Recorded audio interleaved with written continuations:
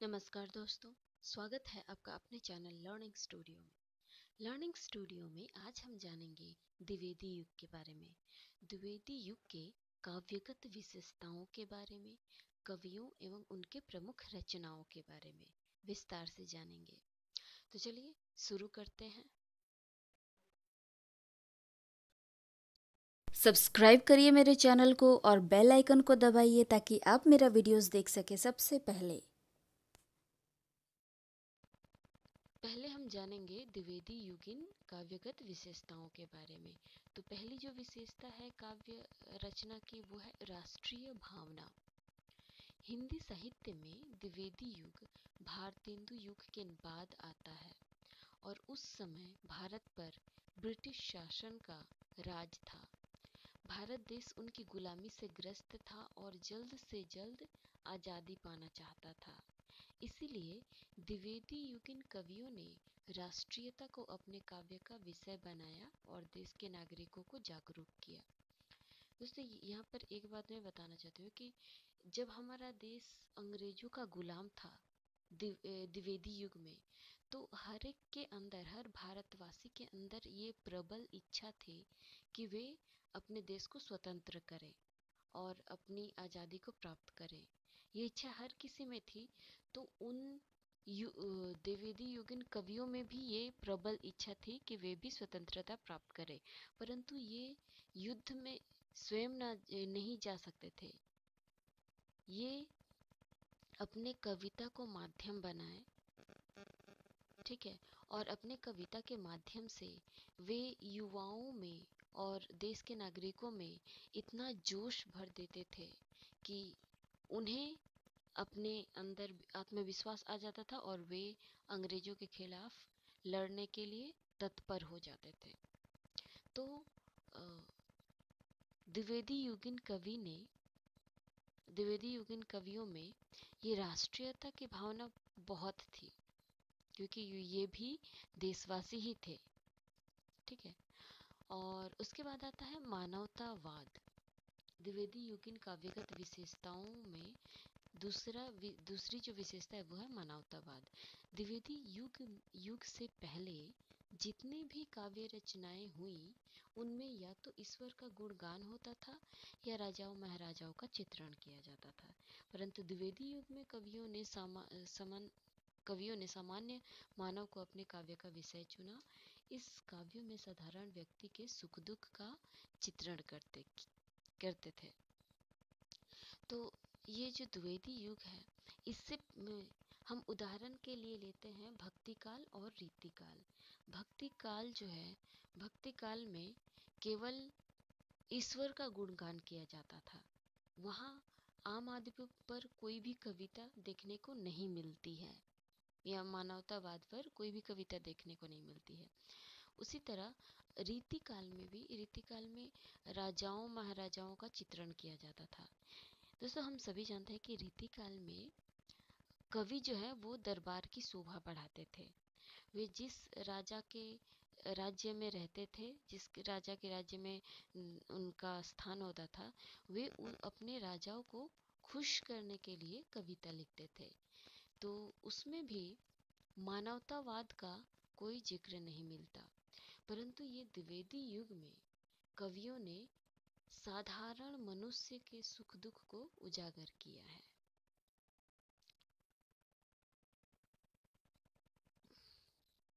आइए अब देख लेते हैं इसके बाद और कौन सा है। उसके बाद आता है नीति और आदर्श।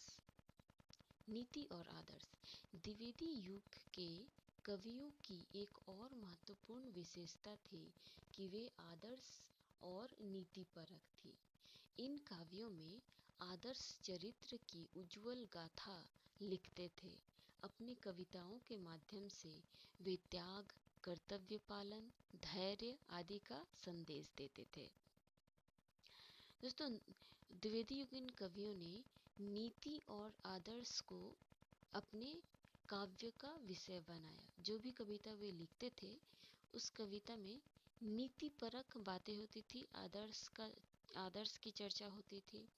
उदाहरण के लिए हम एक चरित्र ले लेते हैं कर्ण का। द्विवेदी युगीन कवि क्या करते थे कि उस समय द्विवेदी युग में जब वे काव्य रचना करते थे तो इसी तरह किसी अच्छे मनुष्य का चित्रण समाज से ही वे उठाते थे और वे उनके पहलुओं को, एक एक पहलुओं को अच्छी तरह से लोगों के सामने प्रस्तुत करते थे कविता के माध्यम से। उसके बाद आता है काव्य विषय का क्षेत्र विस्तार। द्विवेदी युग में काव्यों के विषय का बहुत विस्तार हुआ।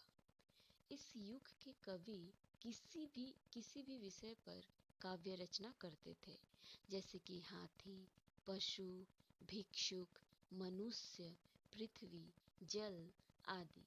वे रीतिकाल और भक्तिकाल के कवियों की तरह अपने कविता का विषय किसी एक विषय तक सीमित नहीं रखते थे। यहाँ पे एक बात बता दूं, जो भक्ति काल में केवल भक्ति की ही रचना होती थी। सगुण भक्ति, निर्गुण भक्ति, राम भक्ति काव्य धारा, कृष्ण भक्ति काव्य धारा, वहाँ पर किसी अन्य विषय का कोई जिक्र नहीं होता था। किसी भी अन्य विषय पर कोई कविता नहीं लिखी जाती थी।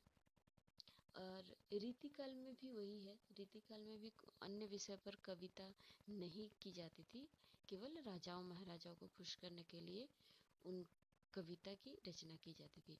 परंतु द्विवेदी युग में जो काव्य का विषय था उसका बहुत विस्तार हुआ, इसका क्षेत्र का बहुत विस्तार हुआ। मतलब वे किसी भी चीज पर काव्य रचना कर देते थे, छोटी से छोटी चीज पर भी वे काव्य रचना कर देते थे, जैसे कि बूंद, पशु, भिक्षुक, मनुष्य। ठीक है, तो ये थे काव्य विस्तार का क्षेत्र, काव्य विषय का क्षेत्र विस्तार। इसके बाद आता है हास्य व्यंग। दोस्तों द्विवेदी युगीन कवियों ने हास्य व्यंग को भी अपने काव्यों में शामिल किया। कवियों ने विभिन्न विषय जैसे धार्मिक आडंबर, राजनीतिक शोषण, सामाजिक कुरीतियां आदि पर व्यंगपूर्ण काव्य रचना की। दोस्तों द्विवेदी युग में हमारा अंग्रेजों का तो शासन था ही, ये बहुत सारी बुराइयां समाज में थी, उसमें अंग्रेजों का शासन था और राजनीतिक शोषण हुआ करता था और सामाजिक कुरीतियां, मतलब बहुत सारे हमारे समाज में कुप्रथा थी उस समय। कोई भी बात अगर सीधे सीधे कही जाए तो वो उतनी प्रभावशाली नहीं होती, किंतु यदि किसी बात को व्यंग्यपूर्ण कहा जाए तो वो बहुत प्रभावी होती है। इसीलिए कवियों ने क्या किया, द्विवेदी युगीन कवियों ने हास्य व्यंग का सहारा लिया और हास्य व्यंग के माध्यम से काव्य रचना करते थे और वे इस कुरीतियों पर, राजनीतिक शोषण पर और आडंबर पर व्यंग्यपूर्ण काव्य रचना करते थे। आइए अब देख लेते हैं द्विवेदी युगीन कुछ कवियों के नाम और उनकी प्रमुख रचनाओं के बारे में, किसने क्या क्या रचना की है। तो द्विवेदी युगीन पहले कवि हैं महावीर प्रसाद द्विवेदी। इन्हीं के नाम पर द्विवेदी युग पड़ा। महावीर प्रसाद द्विवेदी का समय 1864 से 1938 तक है और इन्होंने काव्य मंजूषा, सुमन, कविता कलम, कन्या कुंज, अबला विलाप, गंगा लहरी आदि की रचना की है। उसके बाद आते हैं अयोध्या सिंह उपाध्याय हरिऔध। इनका जो समय है वो 1865 ईस्वी से 1941 ईस्वी तक माना जाता है और इन्होंने प्रिय प्रवास, वैदेही वनवास, रस कलश, चौखे चौपदे, चुभते चौपदे, पारिजात, ठेठ हिंदी का ठाठ, रुक्मणी परिणय, काव्योपवन, प्रेम प्रपंच, पद्य प्रसून, अधखिला फूल, इन सब की रचना की है।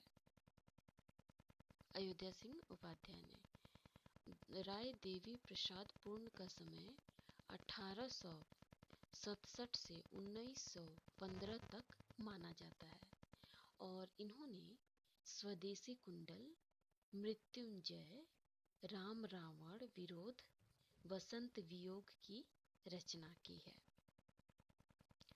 रामचरित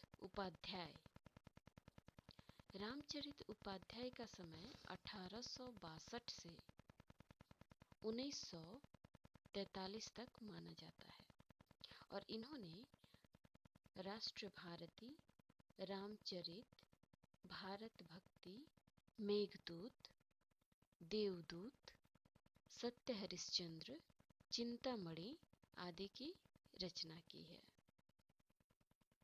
इसके बाद आते हैं गया प्रसाद शुक्ल स्नेही। इन्होंने कृषक क्रंदन, कुसुमांजलि, प्रेम पच्चीसी, त्रिशूल तरंग, राष्ट्रीय वाणी, करुण कादम्बिनी आदि की रचना की है।